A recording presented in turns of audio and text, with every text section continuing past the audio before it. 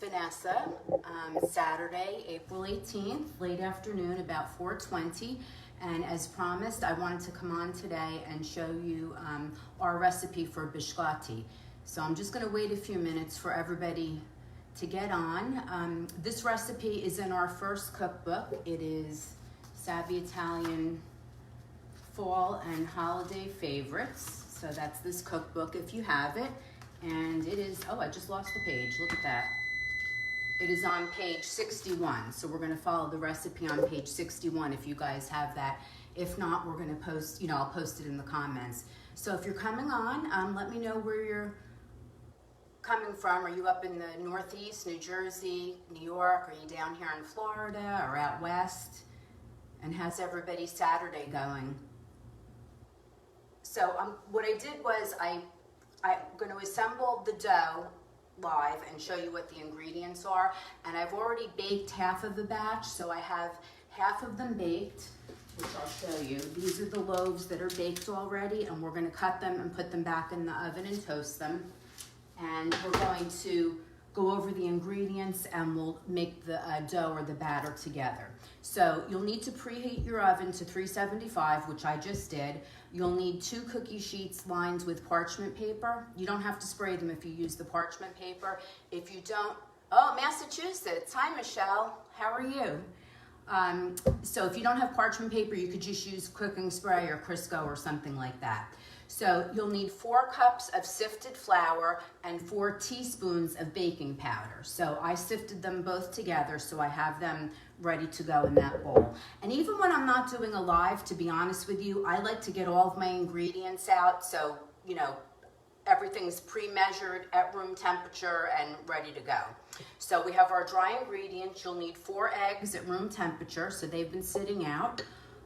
You'll need 1.5 cups of just white granulated sugar, so I have that here. The recipe calls for 1 cup of vegetable oil. You can use vegetable oil or canola oil. This happens to be canola oil. Obviously, you don't want to use olive oil or, sesame oil or anything with a strong flavor. So you'll need oil. Then you'll need 1 tablespoon each of almond extract and vanilla extract. Now, if you don't have vanilla, and you just have almonds, I wouldn't do 2 tablespoons of almond extract because that's very strong. If you don't have almond extract and you want to use 2 tablespoons of vanilla, that's fine too. Or, hi June, how are you? This is in the cookbook, one of the cookbooks that you just got, so I know you wanted to see this recipe. So getting back to the extract, you can also use anisette or any other flavored extract that you would like. Okay, you'll need a pinch of sugar, salt, not sugar, I'm sorry. I'll put this in with the dry ingredients. I like to add 1 cup of chopped toasted nuts. So I always have walnuts on hand, but of course you could use almonds. I think the classic recipe is with hazelnuts, but I like to chop them and toast them. The unsavvy time. Phoenix, Arizona, Robin. Oh, wow. How's everything out in Phoenix? You guys are it must be early afternoon there. I think you guys are a few hours ahead of or behind us. So anyway, so I have a cup of chopped walnuts, and what I did was I chopped them, I baked them in the oven for about 8 or 10 minutes and then let them cool. Now I try to bake nuts, or if it's too hot to turn the oven on, you can do them on top of the stove in a frying pan, but it really brings out the flavor, so always try to do that. That's a good tip.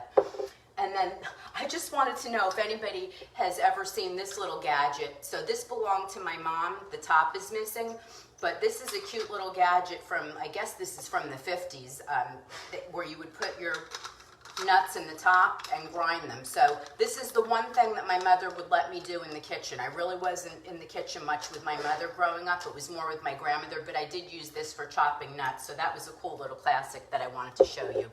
Now, additionally, I don't normally add chocolate, but I had some Easter chocolate left over. Oh, don't mind, please. It's that time. So I chopped up some chocolate, and with the first batch, I did half of it just with nuts, and then the other half with nuts and chocolate. So my oven is heated to 375. I'm going to go ahead and show you the ones that were already baked. So you'll want to bake them at 375 right on the parchment paper for about 15 to 20 minutes depending on your oven. I like to turn them and rotate them once going into the oven. So then you need to let them really cool and cool completely. Now I did these a couple of hours ago. They're pretty brown. If you could see them, maybe a little bit too much. But you'll want them to cool because if you start slicing them or if you pick them up while they're warm, they'll fall apart. So we're just going to cut them on a diagonal and put them back in the oven and toast them. So I'm going to do that while we're here. And I hope you guys can see. Let me know because I do have the comments in the way. And I know everything's backwards. So I just like to cut them on a diagonal. Now you can make them as thin or thick as you want. But this one has the chocolate in it, so you can see a little bit of the chocolate and nuts. And then we're just going to put them right back on the cookie sheets. Now, I've also done this in the past with chopped up citron. I happen to like that. I know everybody's not a fan of that, but that's pretty good. So you just want to put them right back on the cookie sheet and put them in the oven. And then you really have to watch them. You want them to toast. You'll flip them over once and then you'll toast them again. So I think biscotti is just, I think biscotti is like any kind of cookie. I really don't know, the origin of biscotti other than maybe it means twice baked. I'm really not sure, but this is the one that our family has made for years, and it's pretty easy. And then there's one other ingredient, and I will post the recipe that I have in the refrigerator. You will need to add 1 ounce of ice water, but I'll show you that as we're going along and making the dough. So I just want to get these in so these can toast up while we're making the dough, and then I'll show you how to form the loaves and get them on the pan, and you can kind of see everything. Now another thing about this recipe, you can freeze them once they're baked. Just put them in like Tupperware or plastic, and what I find is I put wax paper in between, and then if I'm going to freeze them, like if I'm baking a lot for Christmas or for a special occasion and I'm freezing a lot of them, I'll wrap the Tupperware in plastic wrap also, and that keeps them fresh. I've made cookies months in advance and they freeze beautifully. Additionally, you could either freeze them like that, or you can make the dough. Just cut the dough, cut it in half if there's only a couple of people in your house, and freeze the dough already, so it's ready to go the next time you want to make them. And it is a little bit messy to put together, so it's even a good idea to make a couple of batches and then just divide them in the freezer so you can bake them off when you want them. So this is what they look like on the cookie sheet. I'm going to put them in the oven at 375 and let them toast. And after a couple of minutes, I'll take them out and we'll flip them over. So that's that. So let me just get rid of these crumbs and then we'll start to put everything together. I have to get my water out. So what's everybody doing today? How's the weather by you? Oh, Angie, I'm glad you're on. I know you wanted to see this recipe. This is a good recipe. And if you guys have a different recipe or you put other ingredients in, I would love to know, because I love recipes and people's family traditions and all that good stuff. So I think what I'm going to do is just move the board out of the way for now. And let me get my mixer. Sometimes I use the Mix Master, but it's just as easy to, I'm like old school. I just like my old-fashioned $20 hand mixer. That works pretty well for me. The Mix Master is very heavy to get out, so I don't always do that. Okay. All right, so for those of you who are just coming on, we're making biscotti. I have all of the ingredients laid out, which I will post in the comments, and I have the first batch that I just cut. If you look back later, and you'll see them in the oven. So we're getting ready for those to toast. So it's 428. I'll give them about 5 minutes. So the first thing you want to do is beat your 4 eggs at room temperature. So just get those in there, and 1.5 cups of granulated sugar. So it's going to get a little noisy for a minute. So let's just get this in here. Okay, so I don't know if you guys can see that or not. And use a big bowl because everything will go flying if you don't. So baking is messy though, you just have to go with it.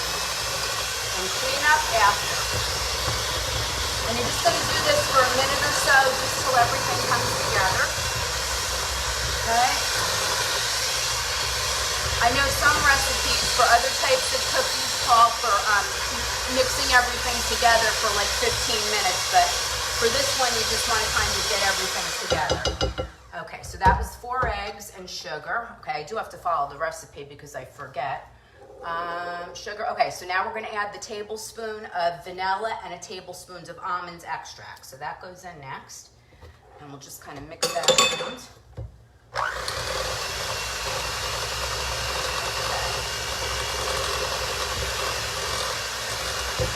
Oh, that almond extract smells so good. And again, you can use anisette if you want also. So let me just get the ice water that I have in the fridge. So we have that ready.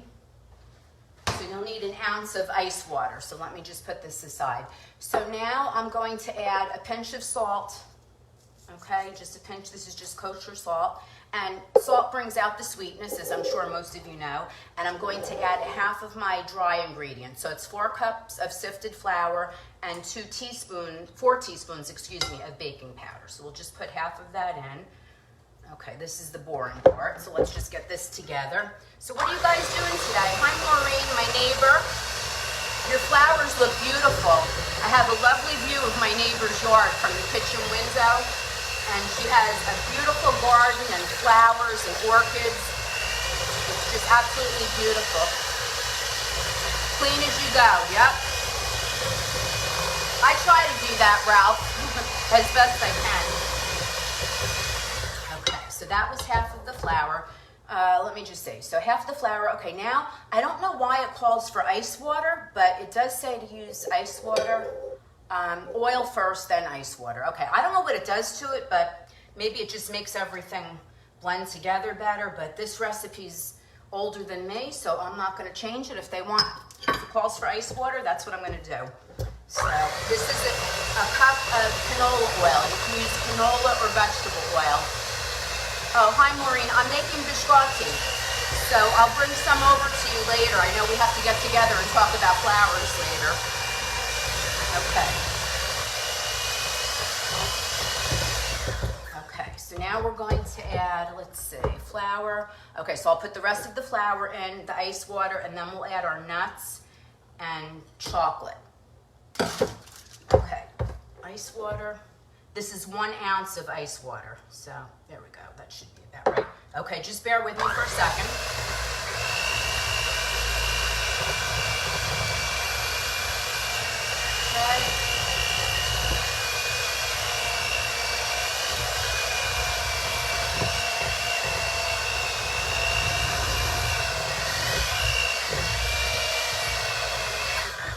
Okay, we got that in there. I just want to check the cookies that are in the oven to make sure they don't burn. So let's see. Okay. Hi, Megan. How are you? I think we lost everybody for a minute.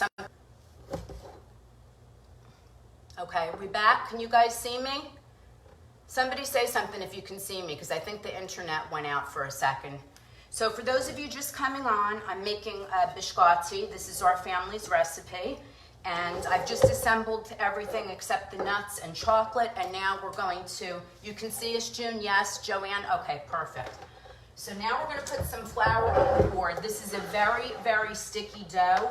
So you'll definitely want to have a lot of flour on the board and on your hands. So let's just get some of this out here. And multitasking, I'm going to check the cookies again.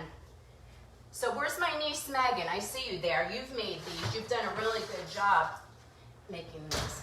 Okay, so if you guys can see that, they're toasted on the bottom side. So just bear with me. I'm just going to take a second and flip them over. I don't want them to get too dark. We just want them toasted a little bit. So this recipe, the first batch that I made, I put nuts in half of them, and then I put nuts and chocolate. I had some leftover Easter chocolate that I chopped up. I probably put in about half a cup, just to make them a little bit different. So these are going to toast about 5 or 10 minutes on each side, and then you'll take them out, and then the next batch will go in. So just bear with me. Put these in. Oh, that oven's hot. Okay, so those are in. Okay, so now we're going to just finish mixing the dough, and we're going to get it onto the board. And I think we're just going to add a little bit more flour while it's in here. You can never tell. It calls for 4 cups, but sometimes you have to add more. And the eggs were large eggs. Don't use jumbo. Hi, Teresa. See you soon. Oh, tell Dave happy birthday. I saw somebody post that it was his birthday, so wish him a happy birthday from us. Okay. There we go. So now we have, this is the messy part. So now we have, oh, I didn't put the nuts in here. See, doing too many things at one time. Okay, let's get the nuts in. I just want to show you how it comes together and how to form them. So there we go. Take the beaters off. So what's everybody, oh, thanks. Yeah, please let them know, Teresa. So what's everybody doing today? How's the weather by you guys? We had a little rain here this morning. I was able to get my walk in and I made it home just in time. Let me do this on the reverse so you can see it. And you can see how you need a lot of flowers on your hands. Can you guys see this okay? I just want to make sure you can see the board. I don't want to move the comments over. I want to see what you guys are saying. Okay, here we go. Let's get all of this out. This is definitely a sticky dough, but it's a really good recipe and definitely worth the effort. Again, that's why I said it's best to make a couple of batches at a time and freeze it. Okay, so I think I have most of that out. So let me get some more flour on my hands, and we're just gonna knead it just a little bit. I like to use my bench scraper. This is like, if I had to, oh, you had a little snow this morning? Oh, wow. It's cold. Oh, boy. I can't believe it's still cold up there. Well, I guess I can believe it. I lived there for a long time. So this bench scraper has to be one, I probably use this kitchen tool other than like knives and bowls and pans more than anything. It's great, obviously, when you're baking. It's good when you're chopping up vegetables to pick them up and get it in the pan. So that's something I definitely recommend. Now, do most of you use a hand mixer or do you use like a mix master? I'm just curious. I use the mix master for bigger things sometimes, but I kind of like this. Okay, so half of this is going to go back in the bowl because I'll mix that with chocolate a little bit later. I'm not going to bore you guys with that. Right now, I'm just going to check the cookies in the oven again. So for those of you just coming on, we're making biscotti with nuts and chocolate. You like the old school hand mixer too, Angie? Yep. Me too. I burn them out like every 5 or 6 years and just buy another one for like 15 or 20 bucks. You can't beat it. Okay, so I think the ones in the oven are about ready to come out. So let's get them and see what they look like. Oh, they're toasting up beautifully. Oh, these look really good. Okay, so these have been toasted on both sides, probably about 10 minutes total. You can leave them in there a little bit longer if you want, but I'm afraid they're going to burn. So I just want to show you how to form the loaves. And let me just unplug this. So this is what the loaves look like when they go in. So you take half of the mixture. Well, I cut the mixture in half because I'm going to add chocolate to the other half. But normally you would cut the dough into quarters and you would roll out and you would form 2 loaves, almost to look like a French bread loaf or an Italian loaf tapered at the end, and you bake it at 375 for about 15 or 20 minutes, rotating them as you go along. So I'm just going to show you real quick how to do that, and then that should do it. So what are you guys doing during your quarantine? Is anybody homeschooling their children or working from home, or how's everything going where you are? Ralph, yes. So I do one of 2 things. Sometimes I freeze the cookies. I put them in Tupperware lined with wax paper. And then if I'm freezing them for more than a week or so, then I'll wrap them with plastic wrap. My daughter worked at a bakery years ago, and that was a really good trick that she told us. And it really does make a difference. They stay fresh for months. So I either do that, or sometimes I'll just freeze the dough so I can bake it off when I want to. You know, if I have company, or, you know, if we just feel like it. Because it's only 2 of us here, and I try not to eat these too much, even though I love them. So, you know, sometimes if I'm making a full batch, I'll freeze the other half, or, you know, give them to my neighbors so they don't go bad. So you just kind of roll that out a little bit. They don't have to be the exact same size. You know, you want them to be similar due to the cooking time, but that's pretty much all that you do right there. And then let me just get my big, I should have had this out, my big spatula, and transfer them right onto the cookie sheet. You can roll them out a little bit more on the cookie sheet too, you know, and form them a little bit better. Let me just put this on here so you guys can see this. And this is parchment paper, so I lined it with parchment paper.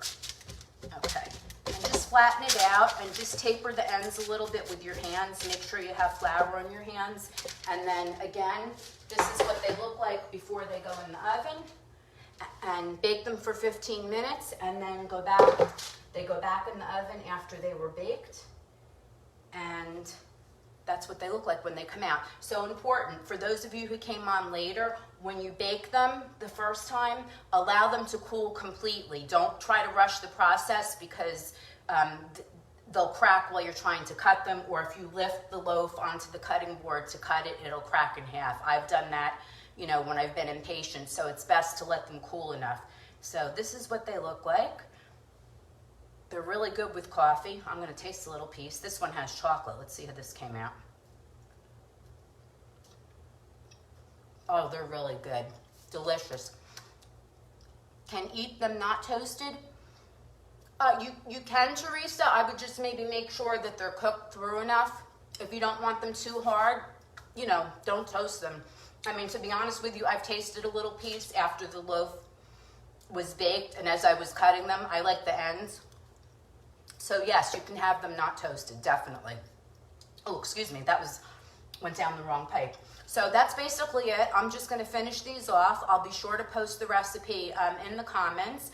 And if you wanna share this to your page, or we call it sprinkle it now, because I heard Facebook doesn't like when you say share, so I hope I'm not penalized for that.